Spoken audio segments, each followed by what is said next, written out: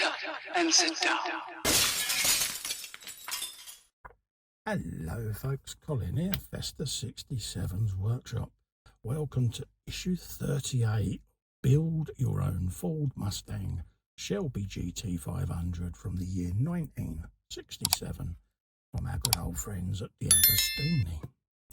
Now, if you'd like to build along with me this beautiful 1/6 scale model, head over to the DeAgostini website by clicking the link below in the description that's on screen. Bink.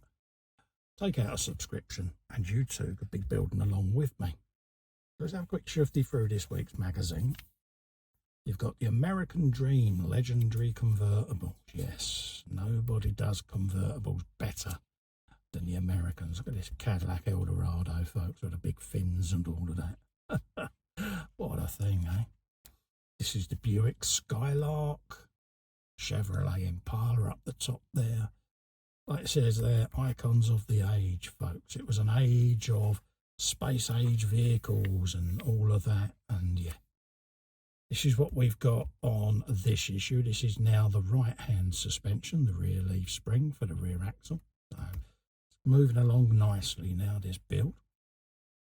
There's all the bits and pieces. You're going to need the chassis section from before that we put together. And we'll be putting this leaf spring on. This is where it's going to look like on your Mustang, okay, at the end of this issue. The Invincible Ford Sierra Cosworth. These were a big car in the UK at the time, these Sierra Cosworths, and yeah, they was proper pocket rockets. So yeah, many a joyride in the UK, and yeah, big old rally scene for them as well, and the touring cars and all of that. But yeah, car of its era, should we say. That was it as a rally car. This was the European Championship track record that it held. Some rally in there with Tommy Mackinnon. So yeah, give these a read, folks. You really will find out some interesting stuff. We're going to need our pliers of grippiness for these little pins that we've got. So we'll grab our parts, get them all lined up, and we'll get some assembly done. Right, folks, let's have a looky look at what we've got. So we want the handed one first, which is this one, okay? And it's telling us that we're on the rear end section there, and you've got a slight difference in length. So it's showing us there, folks, okay? So bear that in mind. The hole is nearer the front than it is the rear, okay? And this is how it's telling us that this is going to go in place like so, okay? So that's what we're after. Now, if you're not sure, just grab your chassis, bring it on your bench. If you're not 100% sure of the orientation of your part, just compare it with the one you've already done. You notice the hole is nearer the front than it is the rear. Okay, so it's going to sit over there like so. Okay, so just bear that in mind. If you are a little unsure, just compare it to the previous one. Let's grab this, get that in situ. That needs to sit over there like so, and then we'll do what we did before and feed our pin in. I'll just grab me smooth pliers there. These have got a smooth face on them so they don't mark your model, folks, okay? So we'll just line that up in there, start bringing that through, and then we want it to engage through that loop of the leaf spring, just like that. And then you'll feel it engage the other side, just like so. And then where you've got that little gap there, the little square cutout, see it? I can put one blade of me plier there and then just compress it like that. And that pops that pin straight in there, and that's going nowhere. Okay, got the same to do down the front there. So let's just flip our page, orientate the front. Okay, it can only go to one way. Same process, engage the pin, and that will bring that in place. So we'll just grab that, slide it through the hole, screw the leaf spring like so, engage it into the other side, just like that, and then we'll get our pliers on that and pinch that in place. Like that. We can now put them away, we don't need them again. So that's what you'll have. You'll have your leaf spring with the pins all in place, folks, okay? We can now get ready to attach this to the car.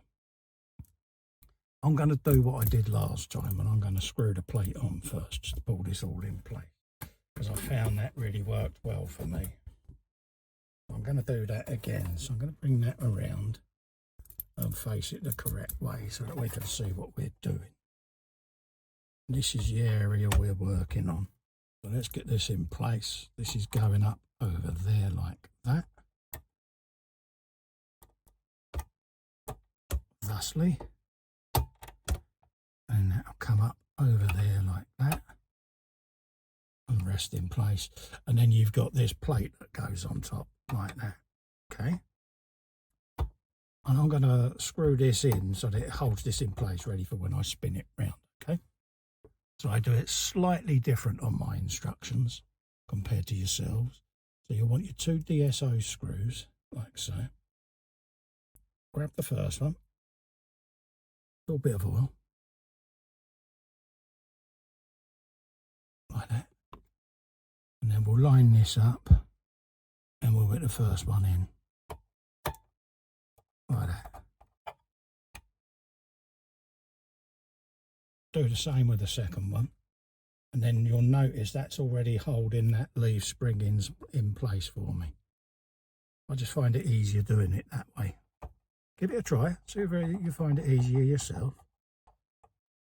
You can just home them screws down there,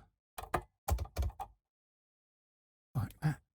But I don't have to worry about holding these now. I can just literally spin that up and that's going nowhere.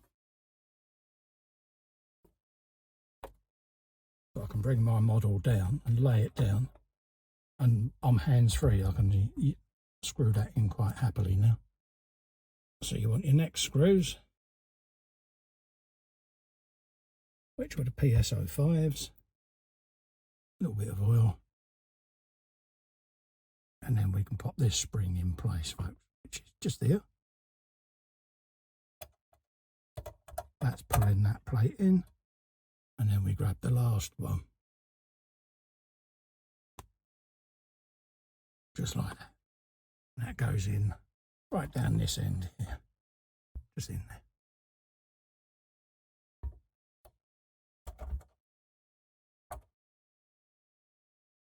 Like that. And that is now both leaf springs on the suspension of the car, on that rear axle there. So it's beginning to come together now, as you can see, really quite nicely. And then obviously in the next few issues we're going to have the other shock to go in, and we can build up this wheel assembly. Okay, so we'll leave it there today, folks. That's what we've got. That's what your Mustang should look like at the end of this episode. Remember, you want to get this for yourself, folks, head over to DeAgostini by clicking the link in the description below. Just there. Hop over, take out a subscription for this beautiful 1/6 scale model. You will not be disappointed.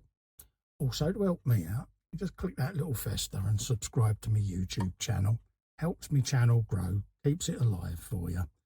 Ring the bell and select all, and that will let you know of any upcoming video content. Till then, folks, stay safe and well. Bye-bye for now.